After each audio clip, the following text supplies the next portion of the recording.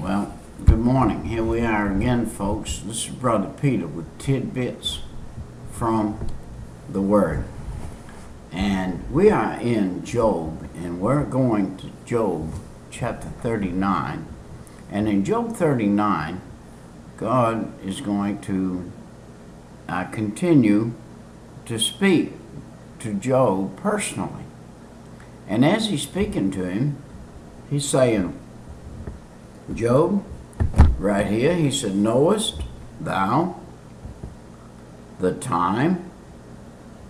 Do you know the time when the wild goats of the rock bring forth? Or canst thou mark when the hinds do calve? Do you know that, I said this not too long ago, that we sang a song when we were young, Old MacDonald had a farm, E-I-E-I-O. Well, the whole truth of the matter is, God has a farm. And God's farm is the whole earth. Man has a little farm. Some people out in Texas, big places, say, well, I got 10,000 acres. Well, so what? God's got millions. But you know that most of the people that have just 10,000 acres know what's on that 10,000 acres. They have a breakdown, and they have people that control it. They know if they have an oil well on it. They know if they have chickens on it. They know if they have wild goats on it. They know if they have mules and donkeys and horses or whatever they have out there on it. They know what's wild on it. And they know approximately, or they try to know, how many of the wild there is out there. So if they wanted to go gather up stallions or wild horses out in Wyoming or somewhere and take them to market, they could say, well, this year that piece of land we got out there, that 5,000 acres we've got out there, is probably going to produce about 325 stallions this year. And they've figured that out. But little do they think about it, but God already knew. God knows every animal, and he knows the animal just like the stars by each individually. And they're his animals, and the wild animals. And he said to Job, you don't know when that hind out there or that deer out there is going to calf and have another one, but I do. And so he said, canst thou number the months that they fulfill, or knowest thou the time when they bring forth? You can't number the months. You don't know these wild animals. You don't know what month it is. You don't know what month they normally get pregnant in. You don't know what month they're going to calf in. You don't know the answer to these questions that I designed, I made, I put forth, and these are my animals. By the way, just before we were so rudely cut off by time, a few minutes ago, I was talking about feeding the birds. I don't have to feed one bird. Somebody said one day that if you had 100 train cars full of bird seed, every single day, 365 days a year, 100 train car loads of bird seed would not feed the birds of this earth. There would still not be enough food for them in that. So God has provided the food for the birds somewhere, somehow. But we have a blessed group of birds around here that they get 40, 50 pounds of food a month extra out here. And I'm looking to see that the birds are healthy around here. Their eggs are good, their babies are healthy, and that they grow healthy around here. And they be blessed in this area of the world. Okay. They bow themselves, they bring forth their young ones, and they cast out their sorrows. Their young ones are in good liking. They grow up with corn. They grow forth and return not unto them. Who hath sent out the wild ass free? Or who hath loosed the bands of the wild ass?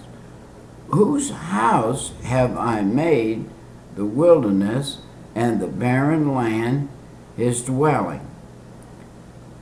He scorneth the multitude of the city, neither regardeth the crying of the driver. The range of the mountain is his pasture, and he scattereth after every green thing. Searcheth, will the unicorn be willing to serve and abide by the crib? Canst thou bind the unicorn with his band in a furrow, and will he harrow the valley after thee? Wilt thou trust him because his strength is great? Or wilt thou have labor to him? Wilt thou believe him? Or wilt thou see the seed gather in the barn? He said, girdest thou godly wings? Givest thou the goodly wings into the corks, or the feathers of the ostrich? He's saying, did you give the wings to the cock? Did you give the unicorn, which we think perhaps is, we know one unicorn that's on the earth, and that's a one-horned animal, and that would be the hippopotamus, a one-horned animal, a rhinoceros, not hippopotamus, as that one unicorn. But would he plow? No, he's not going to plow, because you're not going to catch him and make him do it and turn him around. He's a bull-headed animal. But here God asked these questions to Job. He said, Job, do you know that I'm the one that does all of this? I'm asking you, can you do it? I'm asking you, where were you when I said it forth? And well, what were you doing? And can you do this? Can you do this thing that I just asked? And that's tell me when the animal's going to calf. Tell me where the birds are going to feed. Tell me where the wild asses are going to grow and where they do their best. Can you tell me who's going to harrow the ground, who's going to plow the ground? And by the way, I'm believing that the furrow that he's talking about and the plowing that he's talking about here is not by man, not for man, but it's the animal that turns the ground over and digs it out, like the unicorn could put that horn down and just keep walking and plow a furrow from here around the earth in hard ground, dry ground, soft ground, or whatever, and turn the earth over so that it would reproduce.